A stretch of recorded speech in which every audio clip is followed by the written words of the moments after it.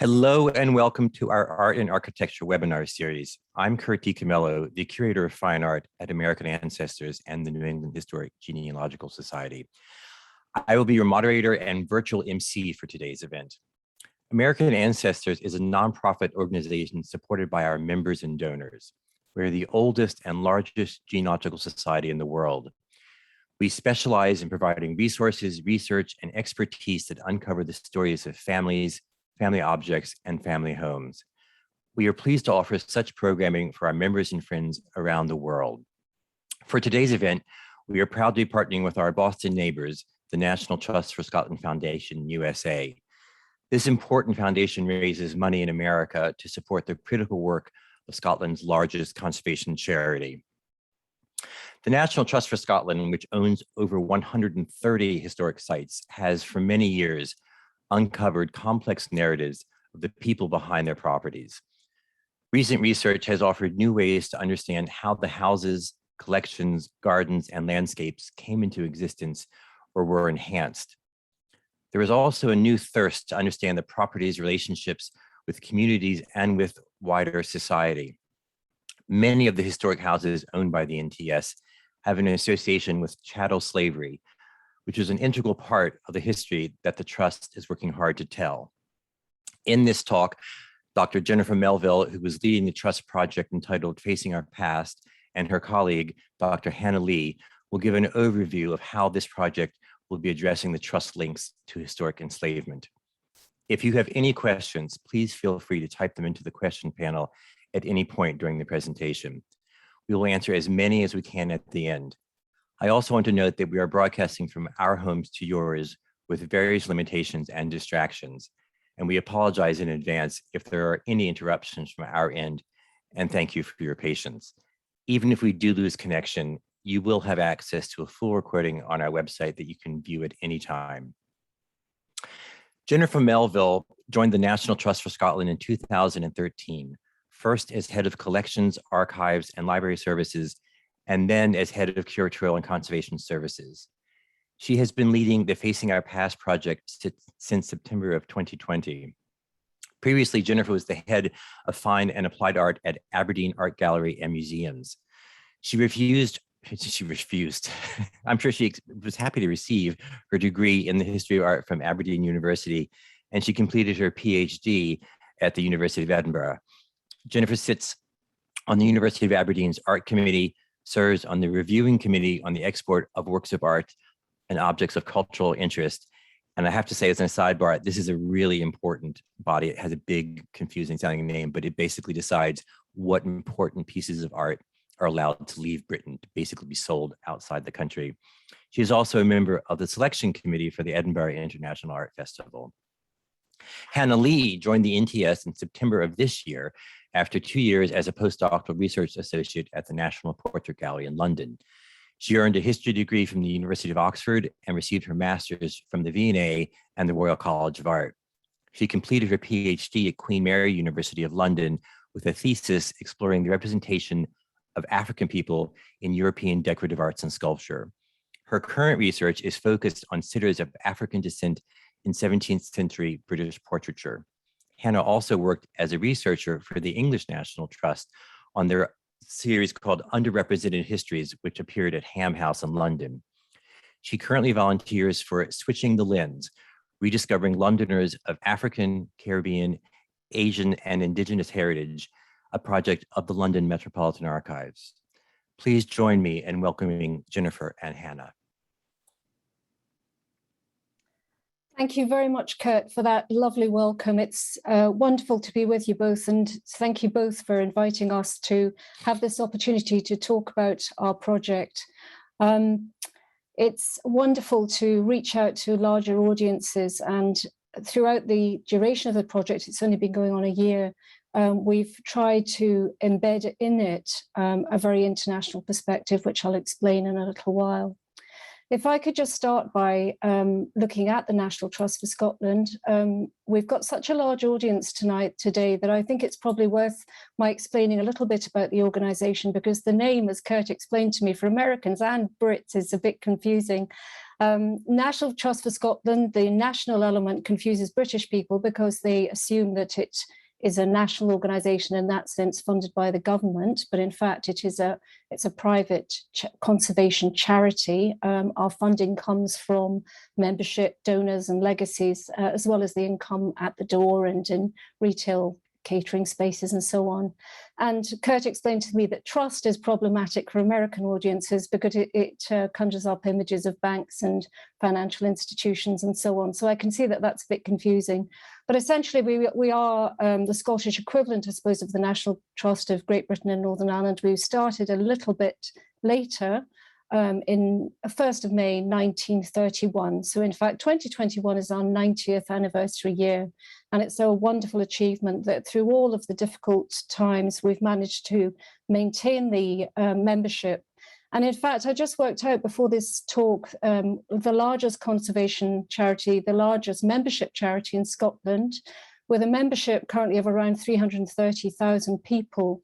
Now, in American terms, that may not be a lot, but for a population of 15.5 million, that works out at about 1 in 16.6 people are members. And that's an ongoing membership that they have. And many of those memberships are family memberships, and we have lifetime memberships too. But I think the important thing to be aware of is that in these very, very difficult times that we've had recently, membership has actually gone up. And I think here, as with you, people are really experiencing the beneficial effects of being out in the open, appreciating the landscape, because as well as many historic properties, we also own huge swathes of Scottish land, wonderful islands too. And the houses vary from very grand palaces, royal palaces like Falkland Palace, right down to the most humble birthplace museum like Thomas Carlyle's house or Robert Burns's cottage, for example. So it's a huge, wide diversity. But I have to say, as a curator and somebody really responsible for interiors and collections, the great sadness has been that whilst the membership has been increasing and families and new members have been using the outside spaces, we are failing to increase the numbers on the inside of the properties. And obviously we need to ask ourselves why this might be the case. They are full of the most wonderful artifacts and collections.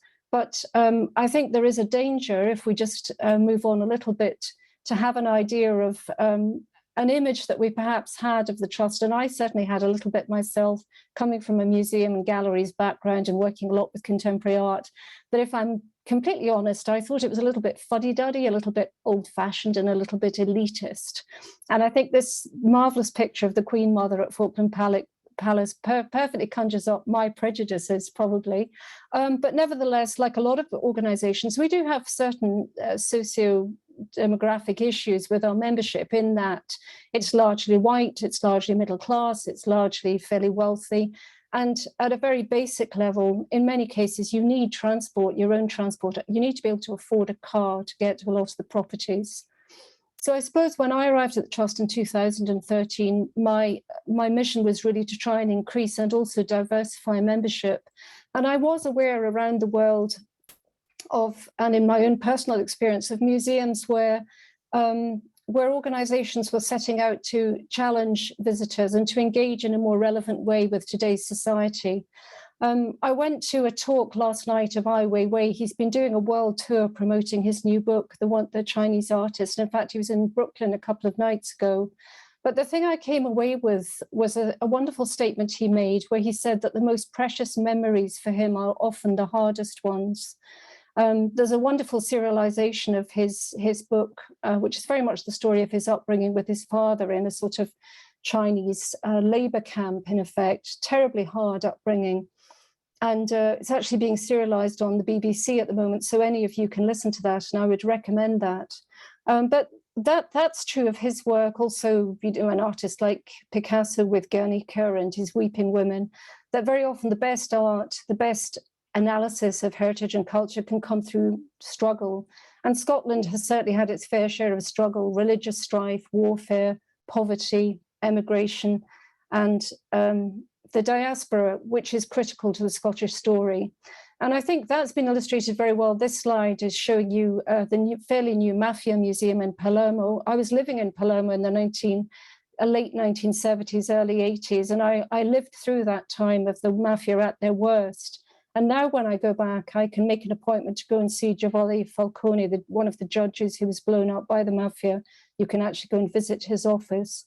So I think heritage properties are really embracing the idea of telling deeper stories and trying to be more relevant. And a big conference in London a few years ago brought that together. It was called Relevance, and it was run by Historic Royal Palaces.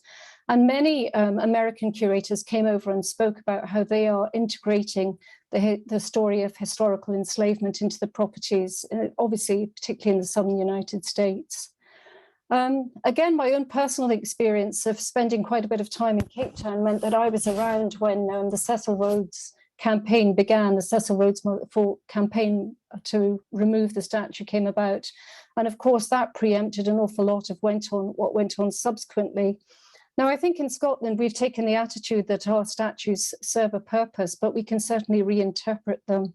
And I think that's what's been going on now with Edinburgh City Council, preempting any risk really of them being forcibly removed. And I think by the same token, we want to do the same thing with our properties. So preempting any negative criticism of us, but also telling the very deep and complex and interesting stories of our properties. And that's why we came about to decide that we should start a project called Facing Our Past in September 2020. Now, I think the justification for that is that we can look at various passages of history that our properties lived through, in effect. And the abolition of slavery didn't happen in one fell swoop. We had the Slave Trade Act in 1807, which abolished trading and transporting of enslaved people from Africa to British colonies. But it wasn't until 1833 that enslavement was abolished in most British colonies completely. The trading had stopped a long time before, but enslaved people were still owned. And it was the 1837 Slave Compensation Act that really began to compensate the people who had owned the enslaved people, not the enslaved themselves. And that's a really shocking thing I think everyone is amazed by. And it was the biggest compensation payout ever in British history, the equivalent of £17 billion in our money today. And again, astonishingly, it was only paid off in 2015. Now, before that, in 2007, the National Trust for Scotland had actually already picked up on the bicentennial celebrations of the abolition of the slave trade. The first of the dates I've just shown you. But that interpretation, although thorough, was regionalised to the West Coast properties of Glasgow, where we do have a variety of very interesting narratives. At Greenbank, where three brothers were involved in the triangular trade, at Geilston, where a tobacco merchant was living, and at Pollock, the home of a very wealthy family who had slavery connections on both sides of the family.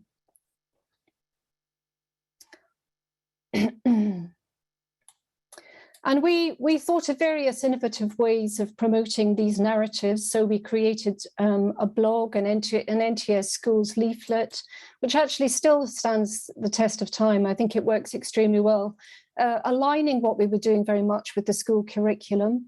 We also created a blog, which was actually created by Hannah Lawrence, who is a PhD student at St Andrews University, an American student, who created a fascinating series of stories around Scipio Kennedy, a young African boy who was brought back to Scotland by a sea captain called Douglas, and given as a servant to his daughter, who subsequently married into the Kennedys of Culzean Castle.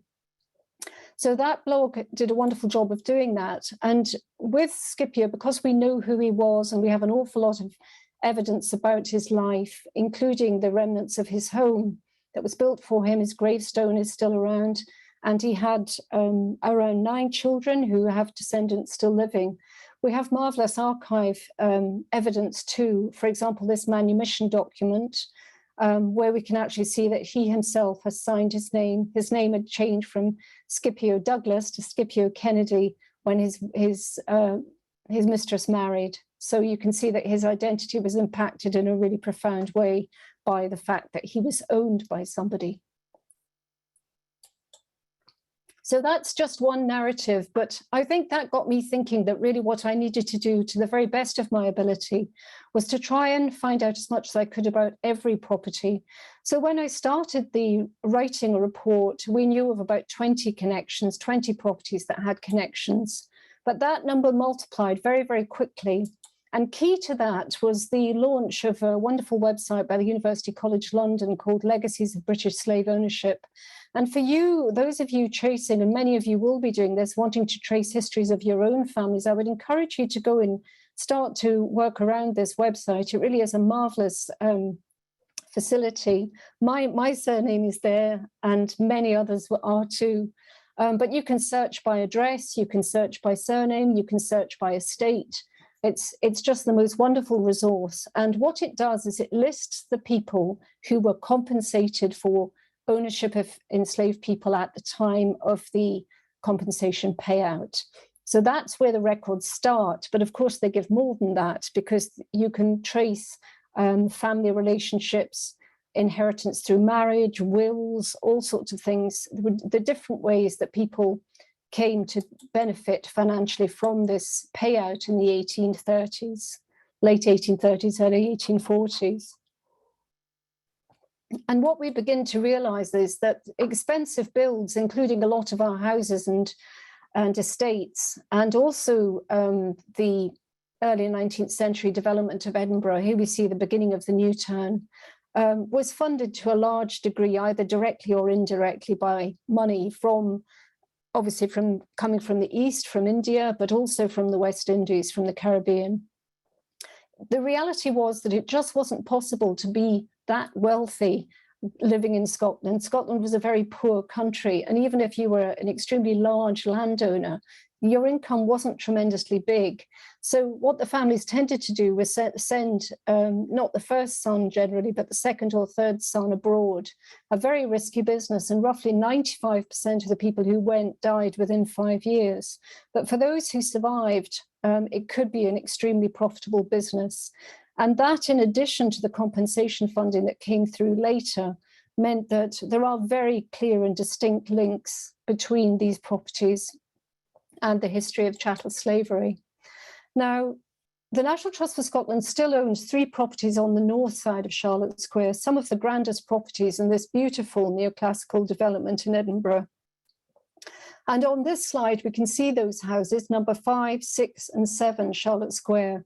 Now, number 5 is currently rented out. Number 6, you might recognize as the First Minister's house, so our equivalent of the White House or Downing Street. And you'll sometimes see Nicola Sturgeon standing on the steps there. And then the house to its left is the Georgian House, which is a visited property. And I'll be talking a little bit more about that in a while. But if we search on the website, that particular address of Charlotte Square, we can all immediately see the beneficiaries of the compensation payout in that block there.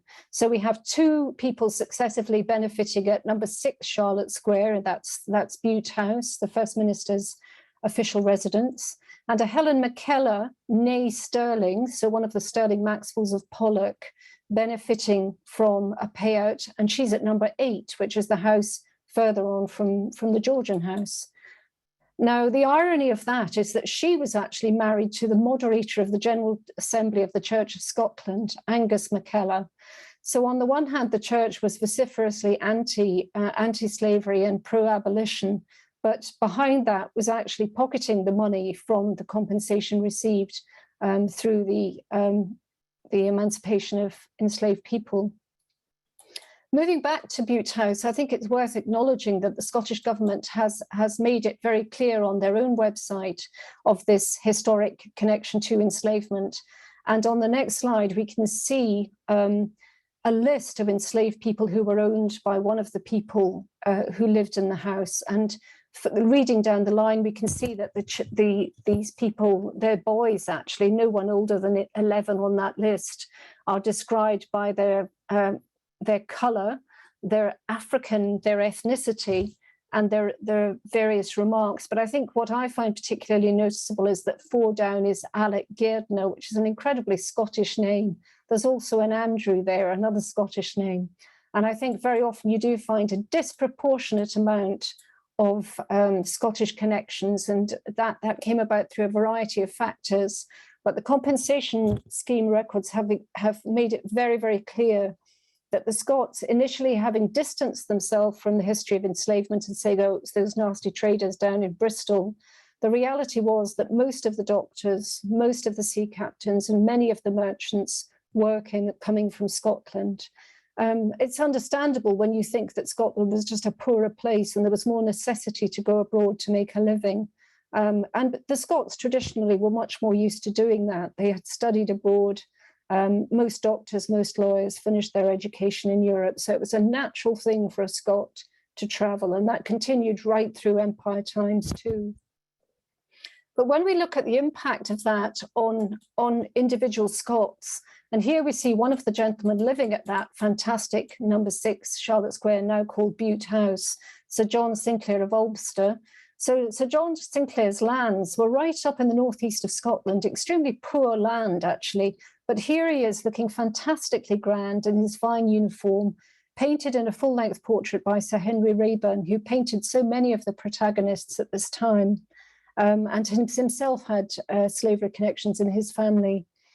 And we can see that the family was able to become even grander because his sister then went on to marry into French royalty. So she married Prince Jules de Polignac, who's, I think it was his mother who was the favorite of Marie Antoinette. He was the French ambassador in London and later 7th Prime Minister of France. Sorry, it was his mother-in-law, yes, who was Marie Antoinette's favorite. So we can see that very clearly there was a very clear pattern of elevation of individuals in societal terms by the enormous wealth that was brought about through their involvement in slavery.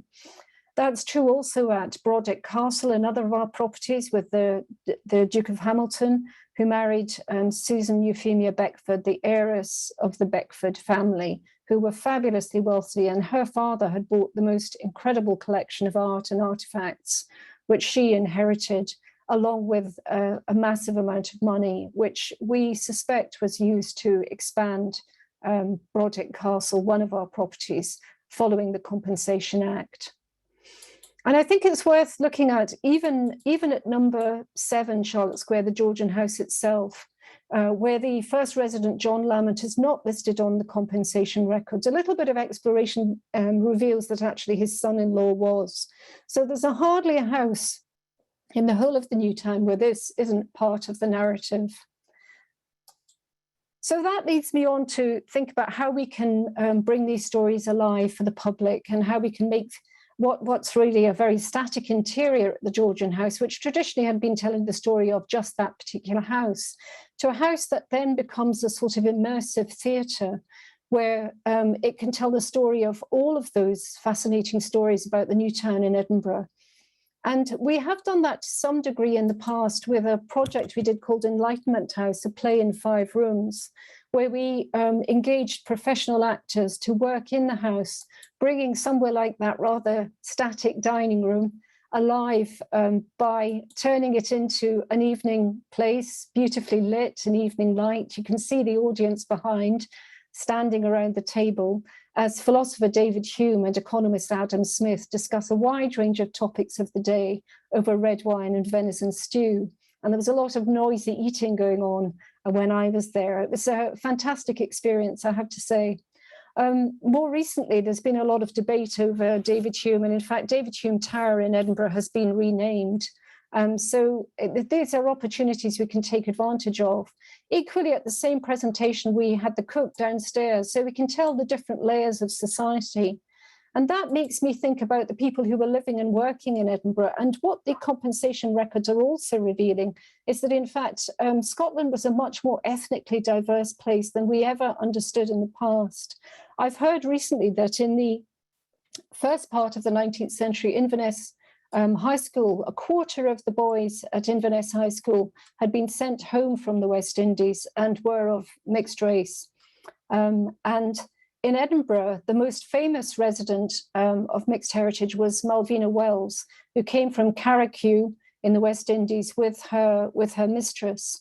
But she worked as a maidservant in Edinburgh, all around Edinburgh's new town, and would have passed the Georgian House on many occasions, I'm sure, and at one point actually set herself up as a landlady in one of the more minor streets. But she is now quite rightly heralded as a really prominent member of Edinburgh's society. And this website has been created to record that fact.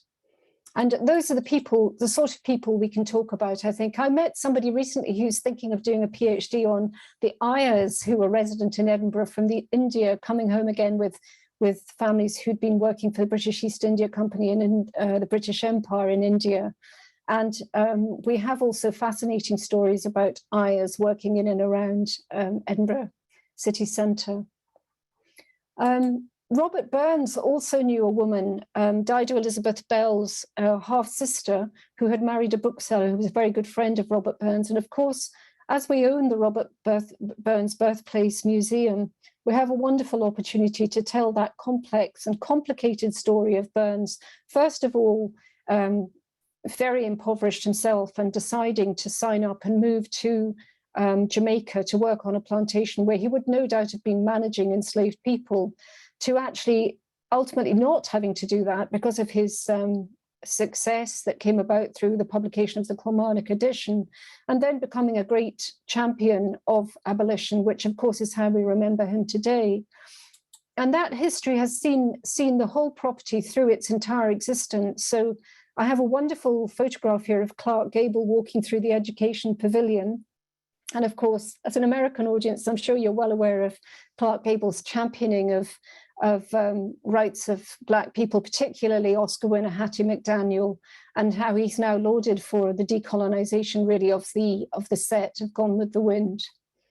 A little bit later in 1965, we have a visit by the man who was then Cassius Clay and became Muhammad Ali, another great champion of Black rights, visiting. And I think what we'd really like to do is ensure that that legacy isn't lost and we can continue to find out more and encourage that, that place, which I'm sure Burns would approve of us using that property to explain this very complex, complicated and fascinating history. There are so many different connections with enslavement, and New Hills is one that's particularly interesting history. But this week, Hannah and I had the privilege of inviting Alex Renton, who's a very well-known Scottish journalist, who's just published a book called Blood Legacy, Reckoning a Family with a Family's Story of Slavery, where he focuses on his own family history of the Ferguson family, who actually married into the Dalrymples of New Hills. So it was wonderful to be in that, again, an immersive space where a property was bringing to life this in conversation where we're finding out more about this history and how Alex has chosen to address it. We had only 20 people in the audience, but I have to say what a wonderful audience it was. We had such a diverse selection of people, teachers, volunteers, people who were coming afresh to this and were really seeing the property in a new light as a result of the conversation. Now, Lord Hills himself, David Dalrymple, who lived at New Hills, was one of the judges who found in favour of Joseph Knight, a Black man in Scotland who was arguing the case for being freed. And in fact, the judgment was in his favour. Joseph Knight was owned by John Wedderburn of Ballandine, and John Wedderburn's brother lived very close to New Hills in another house, which is also owned by the National Trust in Veresk.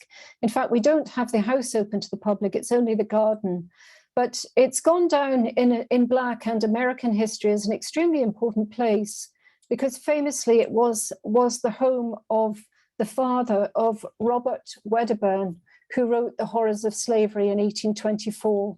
And in that book, he recounts how he visited his father, who had the inhumanity to threaten to send me to jail if I troubled him. He did not deny me to be his son, but called me a lazy fellow and said he would do nothing for me. From his cook, I had one small draught of beer, and his footman gave me a cracked sixpence and sent him away. And I think he had arrived at the house with his very pregnant wife. So that's the reception that champion of Black rights was given. Now, meanwhile, his younger brother, considerably younger brother, the legitimate brother, inherited the house, the estate, the money, could afford to have Rayburn paint a very beautiful portrait of his wife, which you'll see is now hanging at Yale University Art Gallery in New Haven, Connecticut, and to move into one of the very fine houses in Heriot Row in Edinburgh, in Edinburgh's New Town. So the different outcomes for those two elements of that family are really profound, and something I think that we must tell when we relate the narratives around Inveresk. By the same token, we are also aware that the enrichment of Scotland that came about at this time, before the industrialization of Scotland really, impacted on every level of society. And we've had a wonderful opportunity to do that this year, because we're joining together a wonderful Robert Adam house, the House of Dun, and its very grand interior collections, with the Angus Folk Collection. And in the Angus Folk Collection, we can actually examine the history of the linen industry in Scotland.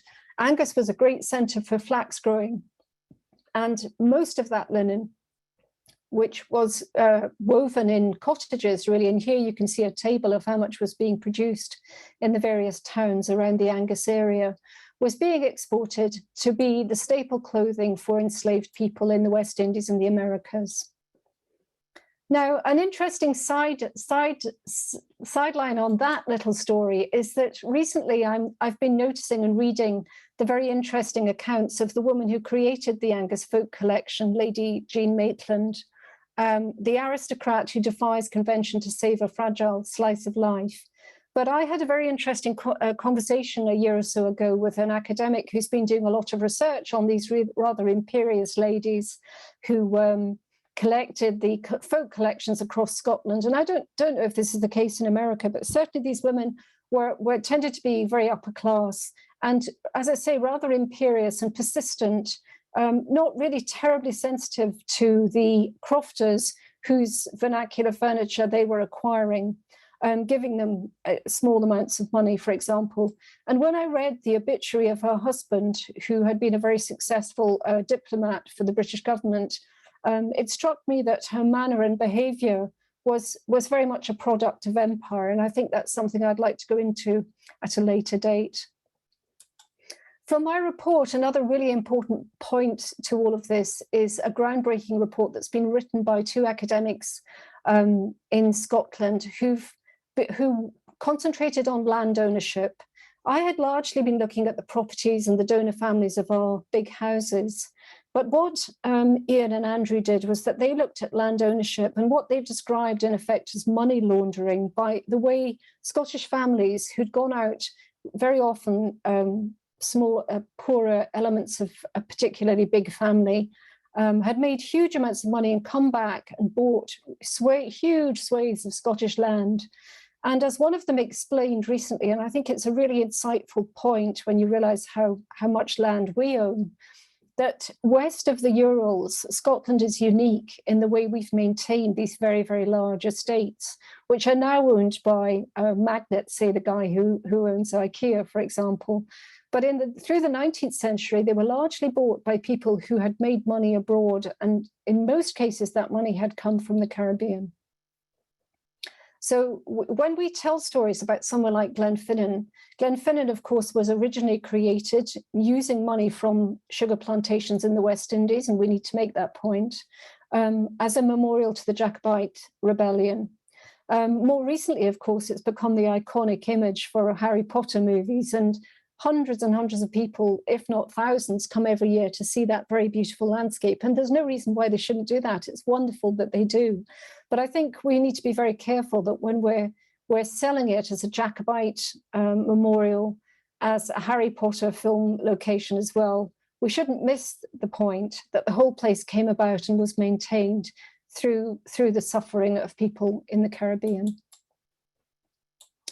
I mentioned the variety of our stories, and I think it's really worth mentioning one remarkable couple, Lord and Lady Aberdeen of Haddo House, strongly religious people and very good people. As High Commissioner in Canada, they spent a very important time in Canada and are remembered in Canada as great benefactors, and particularly Lady Aberdeen for the wonderful work she did in in supporting women across the country. But on their honeymoon, and here we see a very beautiful photograph from the family archives of Lord and Lady Aberdeen shortly after they were married, they chose to go on a sort of religious honeymoon. So they went down the Nile and then to the Holy Land. And when they were there, they freed 4 enslaved boys and kept in touch with them all their lives. Slavery was still allowed in Egypt. You couldn't bring in enslaved people from Africa, but you could maintain enslaved people. So that's one really positive story for us that really brings those images to life and brings the people to life, because there is correspondence between Lord and Lady Aberdeen and the boys in question.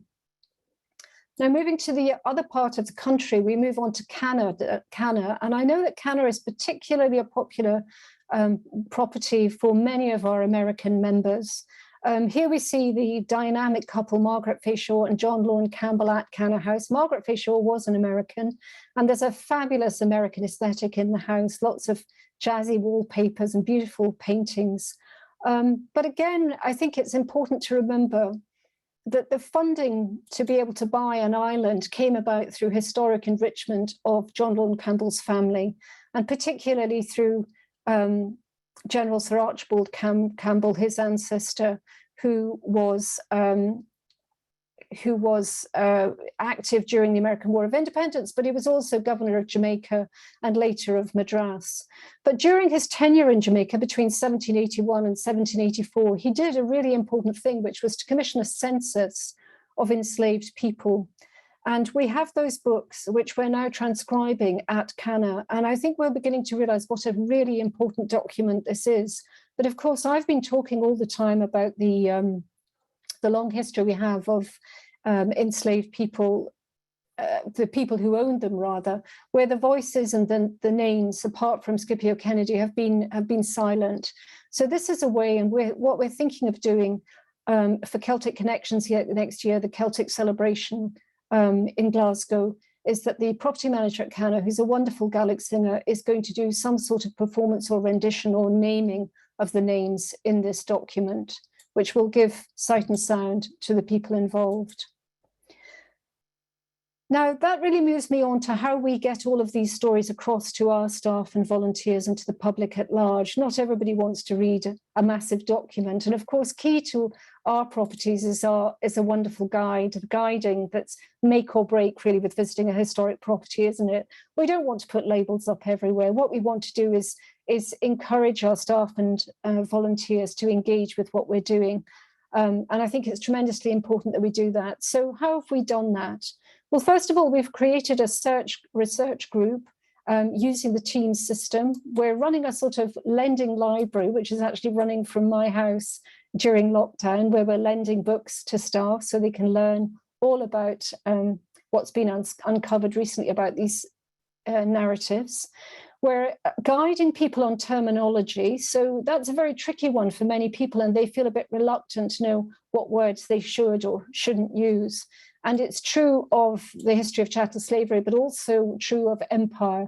So, for example, what we call the Siege of Lucknow, Indians would call the First Indian War of Independence. So that's been very important. Looking at the internationality of our project, I've been running a series of online lectures, and again, lockdown's been wonderful for that. So here's one where Dr. Carly Kehoe from Halifax, Nova Scotia, who's a real expert on Glenfinnan, spoke about that. And then we have lots of other speakers all over the world. Daisha Osborne, who's based in New York. Catherine Wright, who is an American but works with us, who's worked in the southern United States. David Alston, who's just written a new book on the Highlands and slavery, which I'm sure will be fascinating. He's a wonderful speaker. And Dr. Richard Anderson, who is also from the States, but has just recently taken up a post at Aberdeen University, where he's been engaged in looking at the slavery legacies there. And Catherine in particular has been great in terms of writing guidance leaflets for our staff, explaining how we can utilize collections objects to bring about a bigger narrative, a bigger discussion about how those objects came about, why they were used, and how they were made. So she's done a leaflet on pianos and musical instruments, and another one on collections items more generally. Moving on to that reaching out idea, I felt from the very outset it was tremendously important to bring in people from elsewhere to guide and inform what we were doing. So often we've been emphasising the Scottishness of our properties, and I really do believe that you can't look at Scotland without understanding it from an international dimension. That's really what makes Scotland unique, is the diaspora. It's affected our architecture, our language, everything really. So I brought together this group, including Doug Bradburn, his president and CEO at Mount Vernon, who was tremendously generous with the team at Mount Vernon in Virginia. And at a later date, they gave us a sort of virtual guided tour of the exhibition they'd recently put on. Lisa Williams, whom Hannah will be talking about in a little while, who's the founder of the Edinburgh Caribbean Association, and various academics from around Scotland, as well as Shani Roper, who's the museum curator and official museum of the University of the West Indies. So she's also been a wonderful addition to the group, and that really has transformed our understanding. And I think most importantly, perhaps, is Miranda McHardy, who very kindly joined as a member of a donor family with a very difficult agenda, because her own family, through the connections with marrying an American and being in the southern United States for some time, have their own history of enslavement. We've also reached out to organisations like the Coalition for Racial Equality. Now I'm going to hand over to my colleague Hannah Lee, who's going to talk about creative interventions. Thank you, Jennifer. So following on, I'm just going to spend maybe 10 minutes or so of our presentation today talking through some of the plans that we've got in place for the next year to 18 months in terms of creative interventions and community engagement events related to this project. I should mention before I begin that we are at different stages down the road with these various projects, so there will inevitably be some changes over the next year. But I hope what I can do today is provide a sense of where we are at the moment with what we have planned. As Jennifer has already highlighted, the research which has been done on the properties is very much intended to inform the long-term interpretation strategy for the Trust, and is going to become an important permanent element of the stories which we communicate to our visitors about the places in our care. The planned programming, which I'm going to talk about today, provides alternative methods to open up the conversations about these histories to visitors, and often more specifically to the communities from which these properties are based. This is particularly true of the first creative intervention, which I'm going to discuss. In September, so shortly after I joined the Trust, I was fortunate enough to accompany artist Annalie Davis on a visit to Balmacara Estate in the Highlands for some provisional meetings and visits as part of her proposed project, Contesting Landscapes of Abstraction. Annalie is from Barbados, and her studio is based on the dairy farm on the island, which has been owned by her family for generations, but which operated historically during the 17th century as a sugarcane plantation. The site provides a critical context for her practice. In her own words, she works at the intersection of biography and history, focusing on post-plantation economies by engaging with a particular landscape on Barbados. For her solo exhibition Heartseed in 2019, Annalie produced a suite of drawings on 20th century plantation ledger pages, allowing for a critical reconsideration of post-plantation dynamics. This focus on landscape has also inspired her proposal for the work that she's going to produce for Balmacara. The project Contesting Landscapes will form part of the output of an artist's fellowship with the NTS over the next year. Annalie is proposing a set of responses inspired by different connections and shared histories of the Highlands and Barbados. So this includes the indentured labourers who were sent often forcibly from the area to Barbados from as early as the 17th century. Things like the connections between the small personal plots of land worked by enslaved people on the plantations and the crofting traditions in the Highlands, and particularly the use of local medicinal plants. And then finally, the influence of Francis Mackenzie, first Baron Seathorpe, who was a keen botanist and was the governor of Barbados between 1800 and 1806, and once owner of the Balmacara estate. Of course, this project will naturally develop as Annalie's research develops over the next year, but at this stage, the planned outputs for the spring and autumn next year include an exhibition of a suite of prints, which is going to be on display at the gallery on Balmacara estate, a discursive event featuring contributions from Annalie and local experts in history and crofting, and the production of a small garden plot at the high school in Plockton, made in collaboration with the students and intended to open up conversations about the shared history of the area and Barbados. We're so delighted to have Annalie on board, and I think it's going to be an incredibly exciting project, which we hope could lead to longer term collaborations and plans for future linked programming with the team at Balmacara. Before moving on to our plans for community engagement programming, I'm just going to touch very briefly on two further exhibitions which we're hoping to host over the next few years. The first is an exhibition of the work of Maud Salter, and this is going to be in partnership with Historic Environment Scotland, which will first tour Butte House, which is a Historic Environment Scotland property in Aberdeenshire, in spring/summer 2022, before moving to the NTS property Pollock House in the autumn until January 2023. Maud Salter was an award-winning artist and writer and a curator and gallerist of Ghanaian and Scottish heritage who lived and worked in Britain. Over the course of her lifetime, she exhibited widely, including representing Britain at Africus, the Johannesburg Biennale in 1995. Her work has been acquired by numerous private and public collections in Britain, including the Scottish Parliament, the Arts Council Collection, the V&A, the British Council Collection, the National Galleries for Scotland, and also the National Portrait Gallery in London. Salter was active in the Black feminist and lesbian movements and founded the imprint Urban Fox Press, through which she published Passion, Discourses on Black Women's Creativity. This was a pioneering collection of writings and images of which she was the editor. She also produced several collections of poetry over her career as well.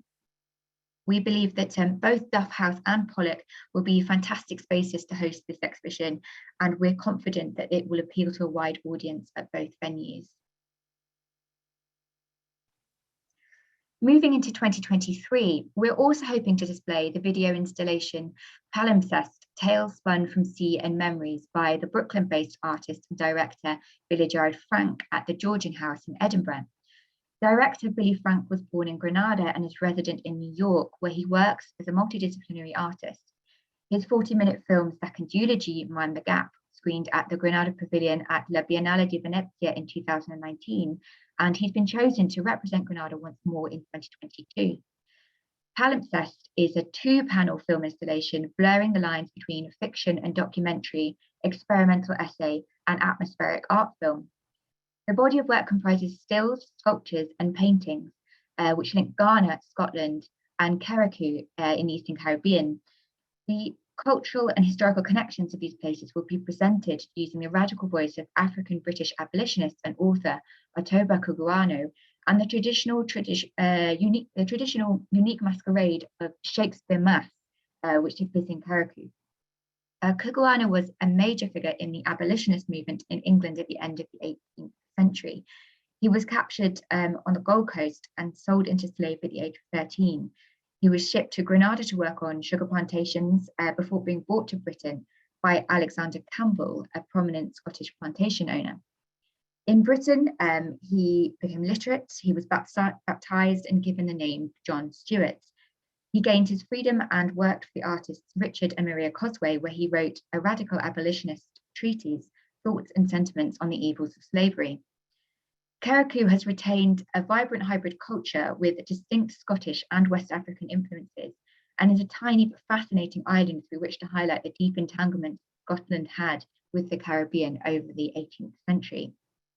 Although this is still very much in the planning stages, we're hoping that following its time at the Biennale in Venice, the piece could be a fantastic addition to the programming at the Georgian House during 2023. Moving on to our plans for community engagement activities, we've been working closely with Lisa Williams, as Jennifer said, who is the writer and founder of the Edinburgh Caribbean Association, and she's leading on the organisation of a programme of events at 4 NTS properties across the country. So I'm just going to very briefly run through those plans. At NEHGS, just outside Edinburgh, who we've had a little bit about from Jennifer earlier in this presentation, Lisa is planning a series of Saturday writing workshops next summer, which will run over the course of 8 weeks and will culminate in a film performance event to coincide with Book Week Scotland. The workshops will be designed for 50 young people from schools and youth groups across the city. NEHGS offers a wonderful opportunity to understand nuanced debates around slavery and race among Enlightenment scholars and poets, and the influence on the development of racialized new republics, revolutions, dissent, and repression at home. Owner Sir David Dalrymple's investment in the failed South Sea Company that trafficked African people to South America almost led to his bankruptcy in 1720, echoing the effect of the failed Darien scheme on the house architect King Smith. Many of the trafficked people were children and teenagers, with thousands dying en route. Understanding Caribbean sugar plantations as key sites of early Enlightenment thought and practice can be juxtaposed with NEHGS garden architect John Hay's work on importing and cultivating tropical fruits from the West Indies. It also provides the opportunity for the examination of poetry by Scots, which refers to slavery, including well-known Enlightenment scholars. So returning to Glasgow to Butte House, and August and September 2022, Lisa is formulating plans to explore the property's historic Jamaican connections. In 1815, the granddaughter of Sir James and Fanny Colquhoun Maxwell married Archibald Sterling, 14th of Cur and Cadder. Sterling spent his youth in Jamaica, where his family's Jamaican plantations, Hampden in St James, Frontier in St Mary, Cur on Cur Settlement in Trelawney, and Grange Hill in Westmoreland generated vast profits. In addition, post-abolition, he was awarded £12,517 for the loss of 690 enslaved men, women, and children on his properties. Their son, Sir William Sterling of Cur, went on to become Sir William Sterling Maxwell, 9th Baronet of Pollock, and he used his family wealth to acquire the magnificent collection of paintings which is now on display at Butte House. A rum factory on Hampden Estate in Jamaica, which was once owned by the family, is still operational today, and it's going to play an important role in the engagement programming, which will involve 4 talks across different venues in Glasgow on the shared history of Jamaica, Butte House, and rum. We're also going to have online tours and Q&As of 2 rum distilleries and a rum tasting hosted at Pollock. This will also be accompanied by dance workshops for all age groups hosted across the city, and a creative response choreographed by a dance company, which will be filmed and used as a resource in schools. Moving north to Brodie Castle, connections between the property and slavery begin in 1837, when the marriage between William Brodie and Elizabeth Bailey restored the family's fortunes. Elizabeth came from a local family with a Caribbean slave empire stretching across the region. In 1835, her father, Hugh Duncan Bailey, received a share of a compensation award totaling over £60,000 for the enslaved people on some 17 states across the Caribbean. Lisa's plans at Brodie involve facilitating a music project for young people in the Forres area, encouraging engagement with the property's history through group visits to the garden, and a series of workshops to create experimental music responses with the tutelage of experts in Caribbean music. These would then be played as part of Brodie Illuminated, which is a light festival and show which takes place at the property during November. So in Aberdeenshire at Bivey Castle, we also have plans in spring 2023, but these are still very much taking shape. But Lisa is proposing that to draw out the historic links to St Vincent, Grenada, and the Leeward Islands in particular, and the involvement of the Leith family with enslavement, which will be explored through a series of community group visits, gardening demonstrations, and catering events. So just to conclude, what I think is important is that each of these different events, as they develop, each activity is tailored to the specific properties at which they take place. They invite engagement with the specific history of that property, and they're designed to speak to the communities in which the properties are based. We hope that these creative interventions and community engagement activities can be ways of keeping this conversation around this topic going, and that they can open up new ways to reflect on these histories going forward. So I'm now just going to pass quickly back to Jennifer, who I believe is going to talk about next steps for the project.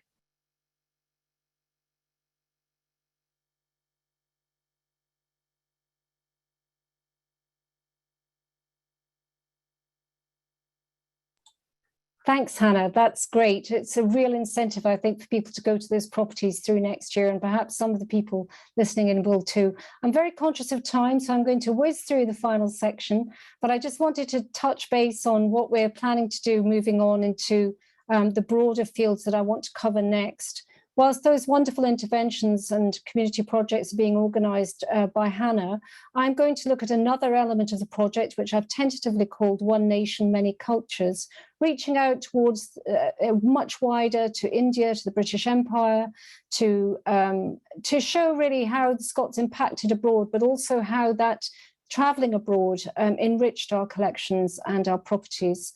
We've got some pretty amazing stories, and we look, for example, at Brodie Castle, which Hannah showed you earlier. There is another castle called Brodie Castle in Madras, Chennai, modern-day Chennai, built by the same family. And the history of that is really fascinating, and as I see it, very much a fundamental part of the original Brodie Castle. There are artefacts in the castle in Scotland that I think may relate to the one in India.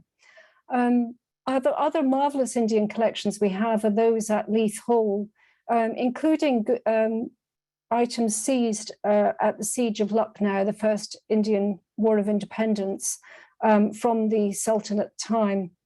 And a wonderful collection, really, of Indian artifacts, curios, and personal items. We've been looking at the labelling and the terminology and how we can change that from what had been a rather jingoistic, very Brito-centric viewpoint of these artifacts towards something more measured and more appropriate for a modern-day audience. We've recently done a big exhibition on the Japanese collections we have at Hornell's House, Broughton House and Kukubri, particularly the photography collections, and they give a really fascinating insight into the way a British person looks on foreign people, rather disturbing in some cases in terms of his pictures. But a really groundbreaking moment last month when we had a member of the National Trust for Sri Lanka looking at the photographs, and he was able to identify particular ethnicities in the group and also the function. It's very clear here that these women are picking tea leaves, but in other images he was able to identify items that would not have been understood to a Western audience. And I think, as I say, when we're interpreting our collections, it's so important not to deny the story we have already, but also to acknowledge the viewpoint of others. So when, for example, we look at the loss of the only son and heir to the Forbes-Leith family at 5A, and they created this beautiful Tiffany window in the church in the honour of their son, we must also remember that actually he didn't die in battle, he died of typhoid. And the same administrative incompetence that led to his death and his, along with 17,000 other British soldiers, also led to the deaths of 27,000 Afrikaner women and children, 80% of them children actually, in what came to be known as the concentration camps in the next slide, with the British raised earth policy. So those less palatable sides of the British Empire, I think we have a duty to cover, as well as the personal tragedies of those involved. But I wanted to finish with a brighter note and just to talk about the influence of aesthetics and gardening and plants. And that's perfectly illustrated at InView. And again, in the past, we've often told our stories rather in a siloed ways of gardens and houses, but very often the same people impacted both. And that's certainly true at InView, where we have a South African section of the garden and a house that's very much influenced by the husband of the family growing up in the Cape. So we have a sort of mixture of an Art Deco house along with elements of South African Cape architecture. And finally, I just wanted to finish by saying that we're fascinated by our early American histories. And any of you who can contribute to that, we'd love to hear from you. We're very keen to look at the diaspora of the Scots who went to America. So I shall finish there and hand back to Ginevra. Actually, she's going to hand it back to me. Curt, I'm Curt. yeah. That's all right. Thank you, Hannah and Jennifer, for that truly inspirational presentation. It's a brilliant example of how history is never static. It's always changing, and we're always uncovering new things. Before we get to your questions, I would like to share some upcoming programs we have. I will be very lucky, I'm a lucky boy, to be moderating a live discussion and tour of the Lobkowitz Palace in Prague with Prince William Lobkowitz, who is the man who gets my vote for the handsomest prince in the world. That will be on December 10th. And then on January 20th, we will have a rare thing. a live in-person event, our annual DiCamillo Rendezvous, where we have people who've traveled with us over the years. This will be at the Colony Club in New York City, and I will be giving a PowerPoint show on Britain's royal collection. So let's get to your questions. Go ahead and type your query into the questions panel, and we will answer as many as we can in the time provided. I will mention before we get to the questions that we will give you links to the websites mentioned in today's webinar in the follow-up email that you will receive. So first of all, I will throw this out to you, Jennifer. Do you have advice for other cultural organizations on how to deal fairly and objectively with a history of slavery? Yeah, I think it's important to emphasize the fact that really what we're doing is revealing truths, revealing histories in their wider sense. We are a membership organization, and we want neither to alienate our existing members or to upset those who feel we aren't doing enough. And I have to be honest with you, Curt, that's been quite a difficult path to tread. I think we've done it very successfully. I've seen in the chat somebody mentioning the New Yorker article that was talking about the debate that's been going on south of the border in England. Scotland is quite a fundamentally different place politically and socially. We voted against Brexit, for example. So we have so far received far less reluctance to engaging with these narratives. And in fact, there's been a tremendous amount of enthusiasm, particularly from the press, I have to say. The Gaelic programme did a wonderful feature on the project. And we have a forthcoming interview with Magnus Linklater of the Scotsman, who wants, again, to do a balanced interpretation of what we're doing. But nevertheless, we are extremely sensitive to people's differing views on this. And I think what I've been very careful to do is not to align myself to any political movements, but really to say that history changes as the world changes around us, and we want to remain relevant. We want the trust to continue and to succeed. And in order to do that, we need to engage with younger and more diverse audiences, as indeed we should. Wow, that's a fantastic answer. And actually, I didn't know that. The vitriol that's going on in England and, of course, the United States, it's a perfect reason for us all to move to Scotland. We have Suzanne, who has a follow-up question saying, are you working with other organizations on best practices and how to deal with slavery in historic properties? Yes, we are. So I mentioned earlier all the international connections we've had, which has been tremendously helpful. But obviously there is a Scottish dimension to this. So there are various individuals in Scotland who are very sensitive to that. Lisa Williams is one of them, but we also have lots of other people we're consulting. And actually, to be honest, for people listening, there's an awful lot online, and people are very generous with their advice on this. But we're also working very closely with other organizations. So, for example, the galleries and museums, the national galleries, we have lots of friends and colleagues. We meet up. They've given us presentations about what they've done. The Gardens Trust, for example, Historic Environment Scotland. We've invited groups of people. I mentioned the Mount Vernon team too, who will come in and give us advice and show us the way, really. So we're walking hand in hand with other organizations. Thank you very much for that. Actually, I'm particularly taken by a question that Hugh has given us. He says that he's a descendant of slave owners in Jamaica and would like to fund secondary education there, and wonders if you have any suggestions on how he might proceed. I saw that, and I was so pleased to see that. That's absolutely wonderful. It's something that Sir Jeff Palmer, who's a leading light in the Edinburgh group, has been advocating too. And Alex Renton, whom I showed you the book of yesterday, all the profits and proceeds from that book are also going to charitable organizations in Jamaica. So the actual practical question of how to do that, I can't answer because I don't really know what the answer is. But I think in the first instance, I would suggest contacting the University of the West Indies. Professor Simon Anderson is a good contact there for that. But if you come to me in the first instance, I'd be happy to pick that up and put people in touch. But I think it's an admirable thing to do.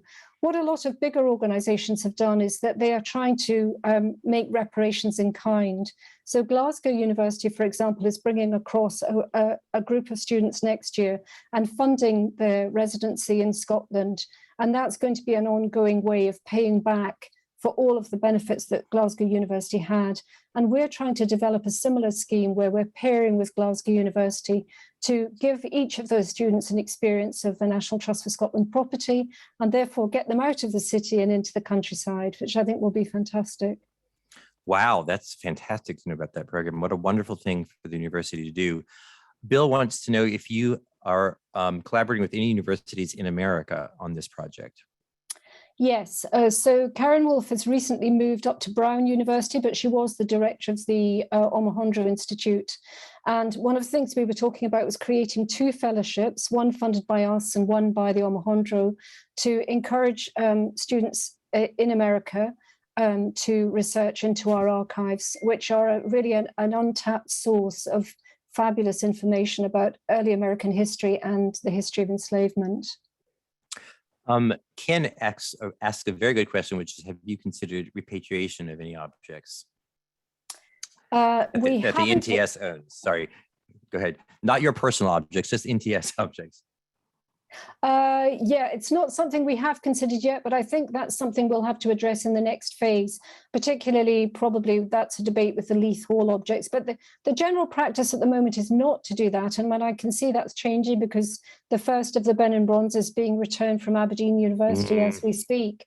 So this is it's a fast-moving field, isn't it? And we'll just have to watch it and see how things go. But by and large, our real mission is to be very honest about what we have and to tell the truth about our properties and bring them alive and make them as accessible as we possibly can, both actually and virtually. Thank you. To the anonymous attendee who asks if I'm planning a tour to Scotland, the answer is yes. We're looking at 2024, I believe. The problem for those of you who are interested in tours is that we didn't do any, as I'm sure you know, in 2020 and 2021. So those tours, which are still planned, we're moving into 2022 and 2023.